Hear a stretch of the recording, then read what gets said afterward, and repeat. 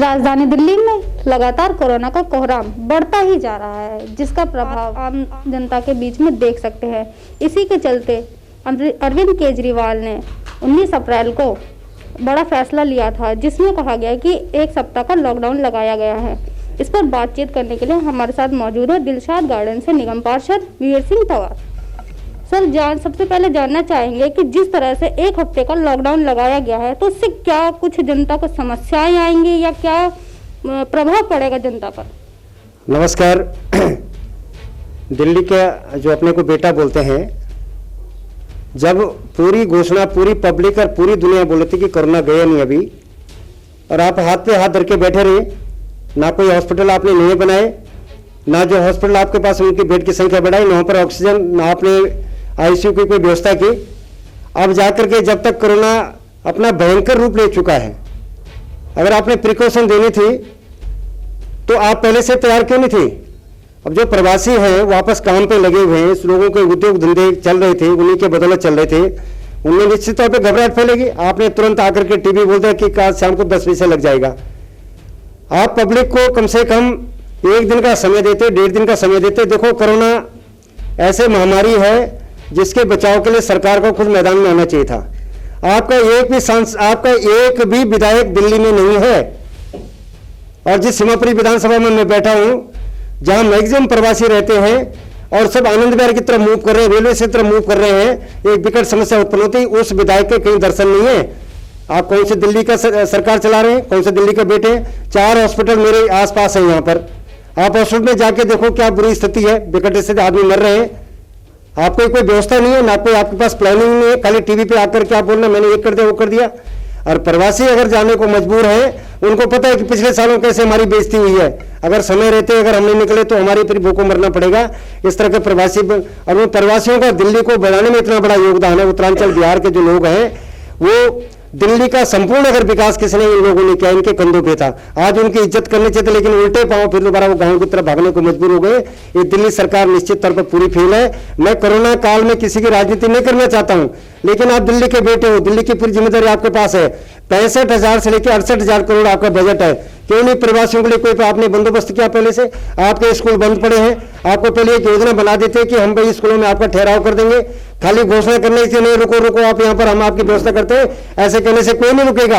आपके सारे स्कूल हैं, आप बोलते फलाने स्कूल में मैंने व्यवस्था कर रखी है खाने की, आप जाए नहीं। आपका अगर हफ्ते भर आपका लॉकडाउन रहेगा, आप आए वहाँ खाना खाएं, घर के अंदर रहे, बाहर न निकले। आदमी रोज कमाता है, रोज खाता है, ऐसे गरीबी दिल्ली में लोग जी रहे हैं। और आप एकदम लॉकडाउन लगा करके आप क्या साबित करना चाहते हैं? ठीक है, कोरोना की चेन तोड़नी दुनिया चाहते हैं, हम सब चाहते हैं, लोग मर रहे हैं, कोरोना की चेन तोड़नी है। लेकिन इस हालात में कोरोना की चेन तोड़ने बड़ा मुश्किल हो जाएगा। हॉस्पिटल में आपके ऑक्सीजन नहीं है, बेड नहीं है, आईसीयू नहीं है, वेंटिलेटर नहीं है, तो कोरोना की चेन कैसे टूटेगी? लोग रोडों पे मर रहे हैं, तो कोरोना की चेन कैसे टूटी? भगवान ही मालिक है। सर, देखा जा रहा था कि केजरीवाल लगातार कह रहे थे कि वो लॉकडाउन लगाने के पक्ष में नहीं है, लेकिन आखिर कल 19 अप्रैल को उन्होंने लॉकडाउन लगा ही दिया, तो क्या प्रतिक्रिया देंगे इस पर अपनी? जब कब्रिस्तान में, शमशान घाट में हजारों की संख्या में लाशें पहुंच रही हैं, तब हमारे मुख्यमंत्री जी जाग रहे हैं। जब टीवी पे रिपोर्टर, आप जैसे रिपोर्टर रिपोर्टिंग कर रहे हैं कि वो कह रहे, तब उनके कान जगे हैं। उनको पता नहीं था 3-4 महीने से लगातार इस तरह से कोरोना का स्प्रेड हो रहा था, धीरे धीरे आंकड़ा डे बाय डे बढ़ता जा रहा था। आप क्या सोच रहे थे जब लाखों आदमी मर जाएंगे? आज इतने हलचल पड़ के लोग इतने परेशान हैं, लोग घर में चिपट रहे एक दूसरे से कि न जाने थोड़ी देर बाद हम मिलेंगे नहीं मिलेंगे। लोगों को सांस नहीं आ रही है। क्या इस दिल्ली सरकार कर क्या रही है? मेरा तो मानना है कि दिल्ली सरकार को, उनको सबको ग्राउंड पे आना चाहिए, ग्राउंड जीरो पे आना चाहिए, हकीकत करने। अगर केजरीवाल जी बीमार होते हैं, सिसोदिया जरूरत मैक्स में पहुंचते हैं, लेकिन अपना जो Rajiv Gandhi super speciality GT hospital, उसकी हालत आके तो देखें, कम से कम जमीन पर आए। इसलिए लॉकडाउन का निर्णय उन्होंने अगर लेना था, ठीक है, हम मानते चेन तोड़नी है, लेकिन चेन तोड़ने के लिए जो लोग बाहर निकल रहे हैं, उनके आपने पुनर्वास के लिए क्या किया? ये तो बताएं दुनिया को, ये तो बताएं दिल्ली वालों को, दिल्ली का बेटा। लगातार देखा जा रहा है कि हॉस्पिटलों में बेड की कमी, ऑक्सीजन की कमी है, और मरीज तड़प रहे हैं, मर रहे हैं, लेकिन उसका कोई एक, जिस तरह से कहते हैं, सिस्टम को बढ़ाना चाहिए, आगे आना चाहिए, तो उस पर कोई ध्यान नहीं दिया जा रहा है। हॉस्पिटलों में मरीजों की संख्या लगातार बढ़ रही है। मुझे तो बड़ा आश्चर्य होता है, कल दिल्ली के मुख्यमंत्री साहब टीवी पे आते हैं कि हमें ऑक्सीजन नहीं मिल रही। ऑक्सीजन मिलना किसका काम है? आप स्टेट है, आपका 68,000 करोड़ बजट है आपका इंफ्रास्ट्रक्चर हेल्थ के लिए क्या बजट रखा आपने? आपके बजट में आपने कोरोना के पैसे रखना चाहिए था। आपको नहीं पता क्या करना है आपने? इस तरह अफरा तफरी मच करके लोग मर रहे हैं, तड़प तड़प के मर रहे हैं, भूखे मर रहे हैं, हॉस्पिटल में जाते हैं उनकी सांसें फूल रही है, सांस उनको मिल पा रही है, ऑक्सीजन के लिए तड़प रहे हैं। शर्मनाक बात है दिल्ली सरकार के लिए। मैं कोरोना काल में किसी की सरकार को दोषी नहीं ठहराना चाहता हूं, लेकिन आपने जानबूझ के लोगों को मौत के मुंह में ढकेल रहे हैं और इसकी सजा दिल्ली के लोग देंगे आपको। आपने लोगों को गंदा पानी पिलाया, फ्री चीज के लोगों में नाटक करके, आज वही फ्री ना करके आप ऑक्सीजन बढ़ाते, हॉस्पिटल बढ़ाते, इंफ्रास्ट्रक्चर बढ़ाते, निश्चित तौर पर लोग जिंदा होते और आपके वाह वाह होते, लेकिन आज आप थू आपके ऊपर कर रहे हैं। सर, आप दिलशाद गार्डन से निगम पार्षद हैं, तो आप अपने वार्ड में किस तरह से कोरोना काल में लोगों की मदद कर रहे हैं? मैं तो धन्यवाद करता हूं दिल्ली प्रदेश भारतीय जनता पार्टी अध्यक्ष का। एकमात्र हमारा हॉस्पिटल बचा हुआ था जहां पर हम आम पब्लिक का 7 और 8 हजार की ओपीडी देख रहे थे, लेकिन चूंकि कोरोना इतने भयंकर विस्फोट हो गया है तो हमने भी 80 बेड स्वामी देव हॉस्पिटल के कोरोना के नाम पे कर दिए हैं। सिर्फ गायनी और पेडियाट्रिक हमने रखा हुआ है, बाकी गायन वार्ड करते हैं, वहां पर टेस्टिंग भी कर रहे हैं, वहां वैक्सीन भी लग रहे हैं। उस हमारे स्वामी देव हॉस्पिटल में 3 काम हम कर रहे हैं और वहां पर कोरोना के पेशेंट भी एडमिट कर रहे हैं, उनको ऑक्सीजन की जितनी जरूरत है उनको पूरा कर रहे हैं।